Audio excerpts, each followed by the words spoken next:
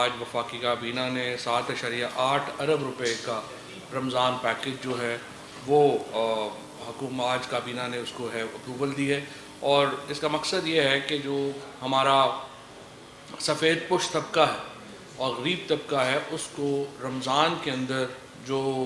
ایک عام طور کے اوپر جو اشیاء میں مہنگائی آتی ہے اس سے اس کا بوجھ جو ہے وہ اس کے اوپر نہ پڑے. اور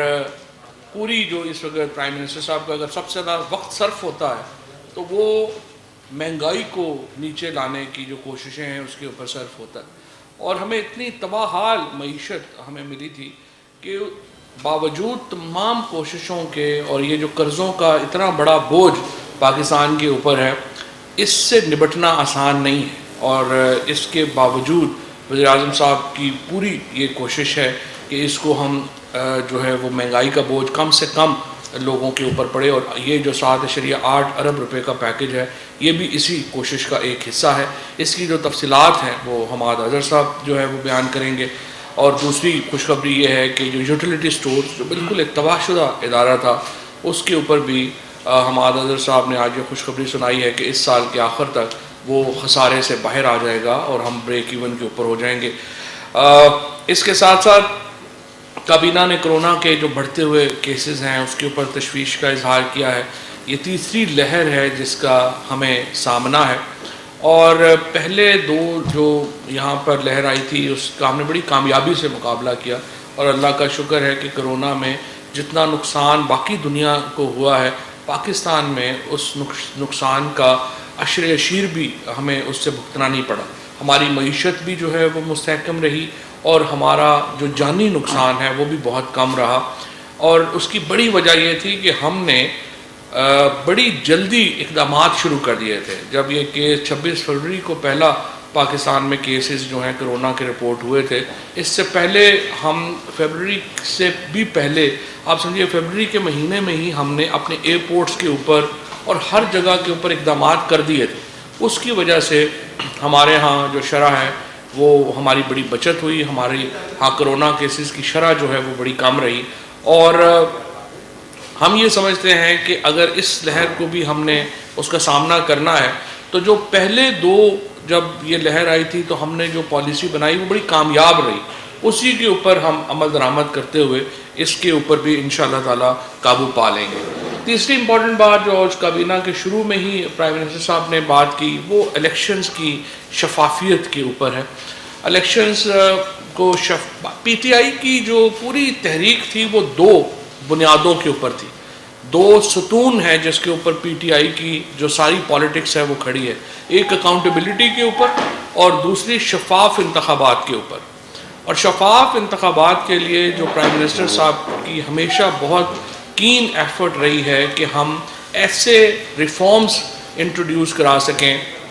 ایسی اصلاحات ہم انٹروڈیوس کرا سکیں جس کے ذریعے شفاف الیکشن جو ہے وہ ممکن بنایا جا سکے. ای وی ایم مشینز جو الیکٹرک مشینز ہیں اس کے اوپر وزیر اعظم صاحب نے یہ تلقین کی ہے اور ہدایت کی ہے کہ ہر ہفتے کابینہ کو یہ بتایا جائے گا کہ وہ کس سٹیج کے اوپر ہیں اور وہ ان میں جو شرائط ہیں وہ ہم کس حد تک لا چکے ہیں، اور جلد از جلد ہمارا جو مینول سسٹم ہے الیکشن کا اس کو ہم کتنی جلدی مشین کے اوپر لا سکتے ہیں تاکہ کوئی بھی جماعت یہ نہ کہہ سکے کہ دھاندلی ہوئی ہے الیکشنز میں. ویسے تو آپ نے دیکھا ہی ہے کہ ایک طبقہ ہے جس نے ماننا ہی نہیں ہے. جیسے ہمارے یہاں پی ڈی ایم کی جو میٹنگ ہو رہی ہے یہ سارے بیچارے جو ہیں وہ بیٹھے ہوئے ہیں، سیاسی یتیم بیٹھے ہوئے ہیں، انہوں نے تو کوئی بات ماننی نہیں ہے. ہمارا مقصد یہ ہے کہ عوام کا جو ایک نقطہ نظر ہے اس حوالے سے پتہ ہو کہ اب جو الیکشنز ہیں وہ صاف اور شفاف ہوئے ہیں. پھر بڑے پیمانے پر جو مالی نقصان کرنے والے ہمارے ادارے ہیں، اوورآل تقریباً 85 ہمارے جو اسٹیٹ اونڈ انٹرپرائزز ہیں ان میں سے 51 اب جو ہیں وہ منافع میں ہیں. اور جو بڑے اس وقت نقصان ہو رہے ہیں جہاں پہ ریلویز ہے، پی آئی اے ہے، سوئی سدرن ہے، پشاور الیکٹرسٹی ہے، جینکو 3 ناردرن پاور ہے، اس کے بارے میں پرائم منسٹر صاحب نے حکم دیا ہے کہ ان کا فورینزک آڈٹ کروایا جائے اور جلد از جلد فائنانس منسٹری جو ہے وہ آ کے بتائے کہ اس کی جو اتنے بڑے نقصانات ہیں وہ کیسے روکے جا سکتے ہیں اور اس میں کرائم کیا ہوا ہے, ان اداروں کے ساتھ کھلواڑ کیا کیا گیا ہے.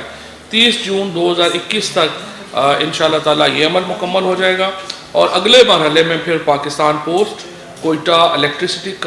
Company, Hyderabad electricity supply company, Lahore اور سکھر الیکٹریسٹی سپلائی کمپنی جو ہیں, ان کا آڈٹ کرایا جائے گا. یہ جو 10 بڑے ادارے ہیں جو سب سے زیادہ نقصان کر رہے ہیں, ان کا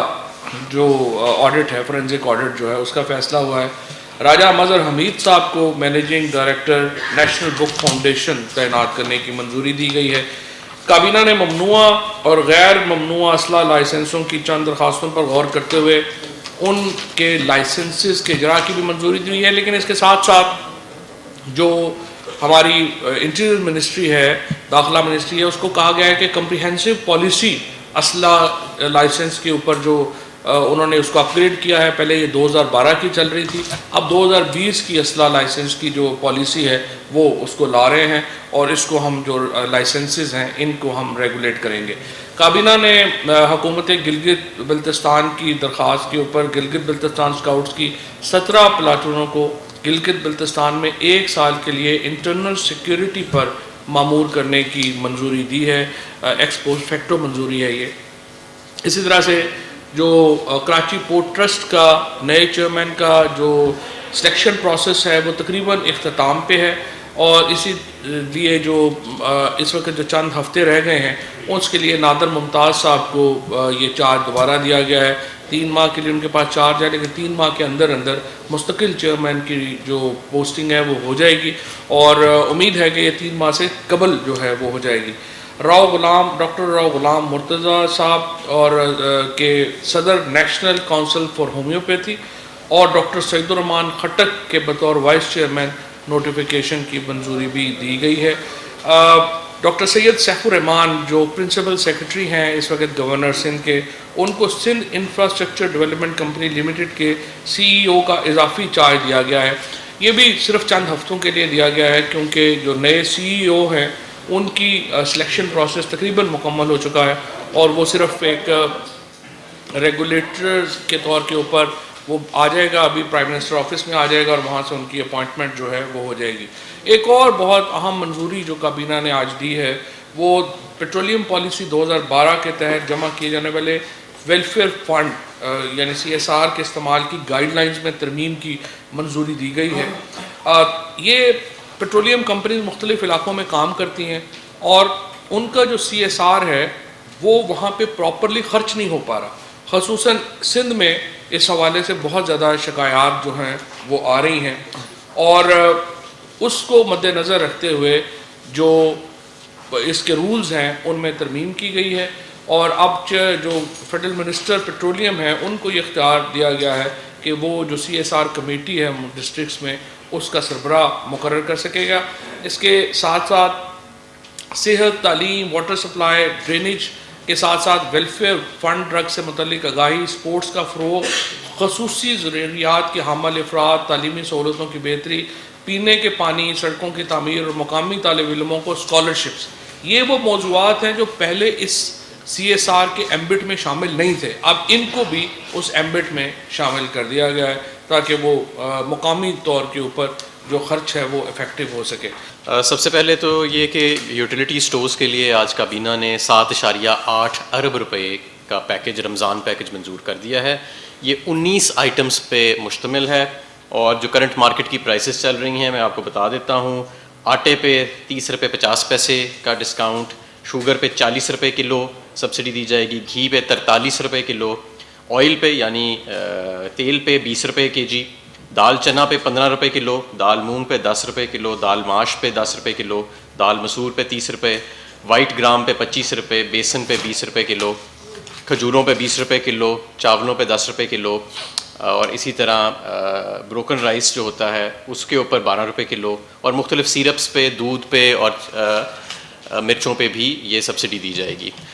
پہلے جو سبسڈی ہے یوٹیلیٹی سٹورز کی وہ صرف